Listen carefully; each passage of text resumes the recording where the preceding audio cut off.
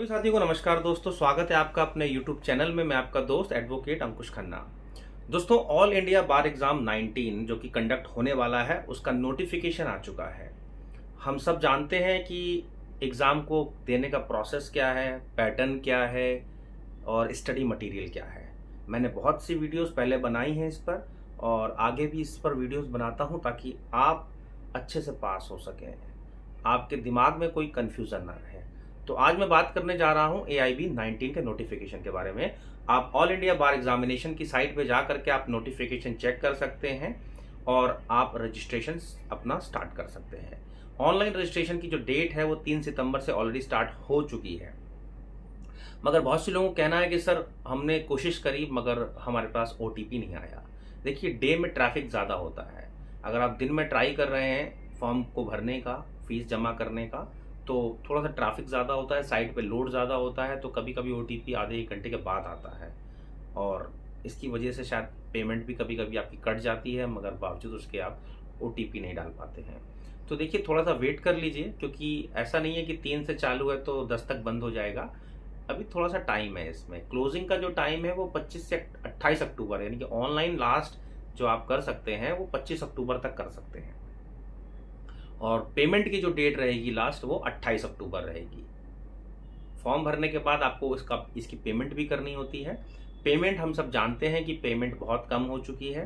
750 रुपये जनरल और OBC category के लिए और SC ST कैटेगरी के लिए 125 रुपये। इसके अलावा बात करते हैं हम कि करेक्शन की। तो करेक्शन की जो डेट रहेगी वो रहेगी 30 अक्टूबर। 30 अक्टूबर तक अगर आपने नाम गलत किया, फादर्स नेम गलत किया या फिर कुछ भी गलत किया, कोई भी चीज़ ऐसी जो आपने फॉर्म तो जमा कर दिया, पैसे भी कट गए, मगर आपको लगता है कि गलत हो गई आपसे, तो उसमें करेक्शन भी आप कर सकते हैं। करेक्शन का विंडो ओपन हो जाती है और 30 अक्टूबर करेक्शन की विंडो ओपन होगी। आपको 30 अक्टूबर को ही करेक्शन करना होगा उसमें। अगर करेक्शन नहीं किया तो मान के चलिएगा कि आपका ये वेस्ट हो जाएगा पूरी तरह से। फिर आएगा उसके बाद एडमिट कार्ड। एडमिट कार्ड जो आपका रिलीज होगा वो 18 तारीख तक हो जाएगा, 18 नवंबर। और एग्ज़ाम जो कंडक्ट किया जाएगा वो 24 नवंबर को, यानी कि एग्ज़ाम की जो डेट है वो 24 नवंबर है। और बहुत से लोगों ने भी सवाल किया कि सर क्या एग्ज़ाम की डेट आगे एक्सटेंड हो सकती है। देखिए, अभी तक पुराने रिकॉर्ड्स के हिसाब से बात करें तो बिल्कुल हो सकती है। पहले भी आप देखा गया है कि एग्ज़ाम की डेट जो भी डिसाइडेड होती है बाद में वो एक्सटेंड हो जाती है। मगर ये पुराने AIB 18 और 17 की मैं बात कर रहा हूँ आपसे। अब ये ज़रूरी नहीं है कि पहले एक्सटेंड हुई थी तो अभी भी एक्सटेंड होगी। आप अपना फॉर्म टाइम से अपडेट कीजिए, टाइम से भरिए, टाइम से फीस जमा कीजिए और स्टडी स्टार्ट कर दीजिए। अब अभी आपके पास इनफ टाइम है। देखिए, 24 नवंबर है और अभी ये 5-6 अपना 6 तारीख हो गई, आज 6-7 तारीख।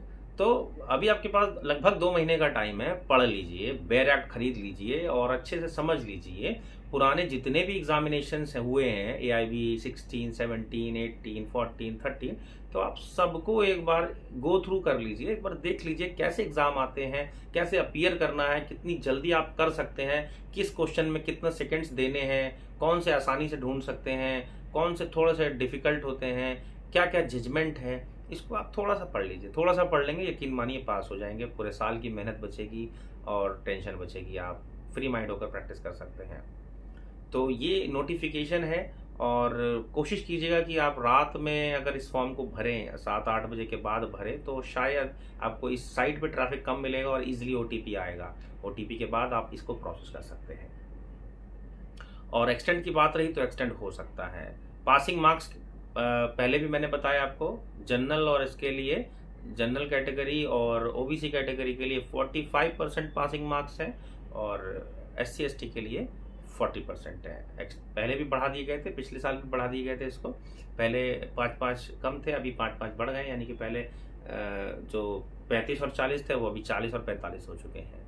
अब देखिए, ये बहुत टफ टास्क नहीं है इतने क्वेश्चंस को सॉल्व करना। 40%, 45% बहुत टफ नहीं होते हैं, क्योंकि बतौर लॉ आप ऑलरेडी लॉ कर चुके हैं और सवाल ऐसे भी नहीं होते हैं कि आप कर ना पाए, बहुत टफ भी नहीं होते हैं। अब अगर आपने पढ़ाई नहीं करी है तो टफ होंगे आपके लिए।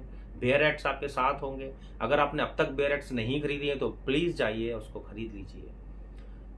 बहुत से लोग एग्जामिनेशन हॉल में बुक्स भी ले जाते हैं। मैंने देखा पहले भी बहुत सारे लोग बुक्स ले गए हैं। अभी इस बार एग्जामिनेशन हॉल में क्या क्या चीज़ें आप ले कैरी कर सकते हैं, क्या क्या चीज़ें कैरी नहीं कर सकते हैं, वो एज इट इज़ चल रहा है पहले की तरह, मगर कोई नोटिफिकेशन अब तक नहीं आया है। हो सकता है कुछ चेंजेस हों, जैसे कि पहले जो चेंजेस थे वो ये थे कि जजमेंट जिसमें होंगे वो वाला बेयर एक्ट आप लेके नहीं जा सकते हैं। फुल डिटेल्स जिसमें होंगी वो नहीं लेके जा सकते हैं। एक सिंपल जिसमें शॉर्ट नोट्स नहीं होंगे, नहीं होने चाहिए। तो इस तरह का बेयर एक्ट परचेज कीजिएगा मार्केट से। आप किसी भी शॉप में जाकर के बोलेंगे कि जो लेटेस्ट बेयर एक्ट्स हैं वो आप दे दीजिए, तो आपको मिल जाएंगे। किस पब्लिशर की ले, बहुत सारे पब्लिशर्स हैं, किसी की भी ले लीजिए जो लेटेस्ट में चल रहा हो। जैसे यूनिवर्सल भी पुराना था और आज भी, तो किसी भी उसकी ले लीजिए, वो मैटर नहीं करता। आपने कैसे प्रैक्टिस करी है, पढ़ाई कैसे करी है, ये मैटर करता है। और इसके अलावा लोग सोचते हैं कि बिल्कुल एंड में जाके पढ़ाई करेंगे और क्लियर कर लेंगे। देखिए, वो आपकी नॉलेज, आपकी कैचिंग पावर के ऊपर है, आप कितनी जल्दी चीज़ों को कैच कर लेते हैं। बहुत से लोग जो लॉ कर रहे हैं अभी, वो कहीं ना कहीं किसी ना किसी जॉब में ज़रूर बिजी होंगे, और बहुत से स्टूडेंट्स होंगे जो कि सिर्फ और सिर्फ लॉ पे फोकस कर रहे होंगे। तो जो मुश्किलें आती हैं वो उनके लिए आती हैं जो अभी लॉ के साथ साथ कुछ और काम कर रहे हैं अपनी फैमिली का हाथ बटाने के लिए। तो मैं मानता हूँ उनके लिए थोड़े से चैलेंज हैं, मगर बहुत बड़ा चैलेंज नहीं है ये।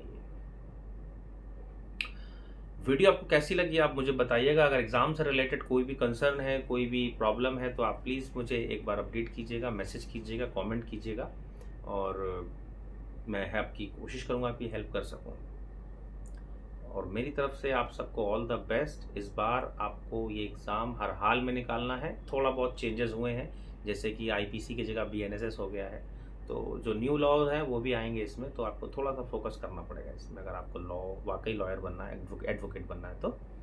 और बाकी कुछ और अगर आपकी मैं हेल्प कर सकता हूँ तो प्लीज़ मुझसे आप पूछिए, मैं आपकी हेल्प करूँगा। फिर मिलूँगा एक नई वीडियो के साथ। नमस्कार।